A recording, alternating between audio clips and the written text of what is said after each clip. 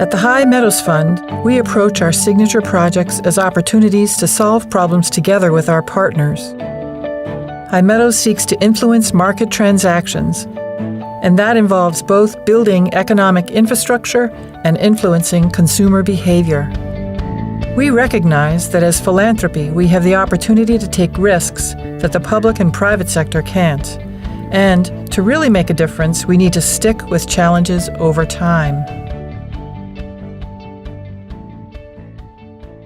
Vermont Creamery was looking not only to develop a stronger agricultural industry here through developing goat dairy operations, but they also wanted to increase their supply of locally sourced goat milk. Well, I think the first thing we have to do is we have to demonstrate that this can be a viable enterprise, and once we show that, then we're hoping to show other farmers or potential farmers, students coming out of ag school, that this is a form of alternative agriculture. To be able to have that level of confidence with the knowledge that if we could get 4 or 5 farms working together and really sort of build the infrastructure for our industry, we would be able to handle that milk. So we formed a partnership with High Meadows Fund and the John Merck Fund, both foundations that share our interest in Vermont agriculture and land conservation, to purchase the farm. It's a huge opportunity to address a pinch point in the farm to consumer supply chain.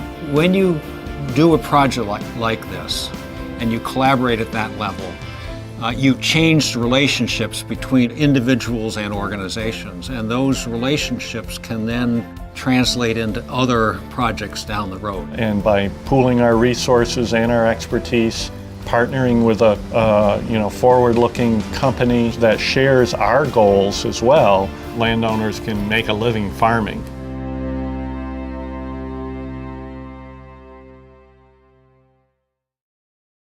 Vermont is falling significantly short of its goals to tighten up and insulate homes. That matters because Vermont cannot achieve a clean energy future without improving the energy fitness of its buildings. Our research concluded the process of getting a home retrofitted needs to be easier. The suggestion from the High Meadows Fund to go out and interview fuel dealers was looked at skeptically. We called at least 25 fuel dealers, and by and large, all of them had some interest. Efficiency Excellence Network is a partnership between fuel dealers and home performance contractors in Vermont. We saw an opportunity to diversify.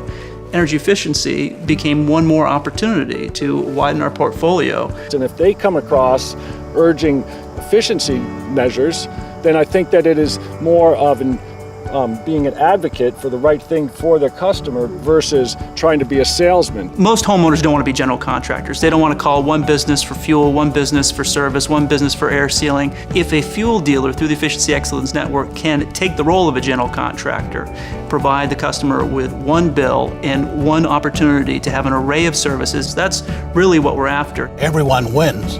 The fuel dealer strengthens their relationship with the customers. They provide extra work for home performance contractors, and the homeowners end up with lower energy bills and more comfortable home.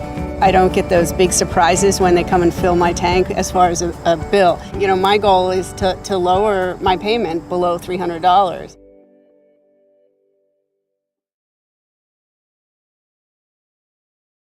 Manufactured homes, also known as mobile homes, fill an important need for affordable housing in Vermont. But even new Energy Star homes do not meet Vermont standards for energy efficiency, and they are not built to be durable. Mobile homes were disproportionately damaged during Tropical Storm Irene. With an initial grant from High Meadows, the Vermont Housing and Conservation Board convened a diverse group of energy efficiency and housing experts to explore how to provide affordable, energy-efficient alternatives to traditional mobile homes.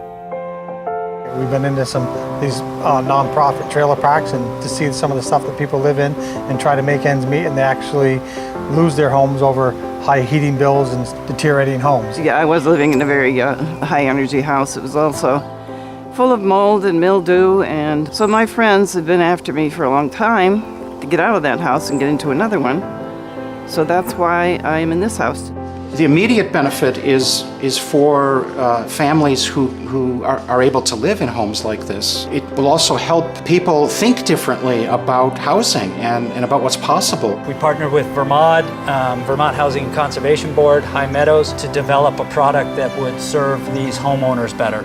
I generally say that collaboration among funders really can accomplish a lot more than we can do on our own. You almost can't overemphasize the difference between having a traditional manufactured home in this unit, as far as the quality of their life and the fact that it's going to hold its value over time. We are delivering a lifetime of energy along with this house. Ultimately, I think what we've developed here is a building that is going to be more resilient to power outages, to higher energy costs. It does feel meaningful, and it's a way of participating in something that's important. Vermont's changing climate affects the relationship between land and water. Upland forests that temper the impact of a downpour, open lands that absorb the power of a flood, how and where we farm and build housing and roads, all determine our resilience in a time of change. High Meadows is grateful for our many partners who are working for more resilient community development, more sustainable farm and forest practices, and a brighter energy future today. Thank you.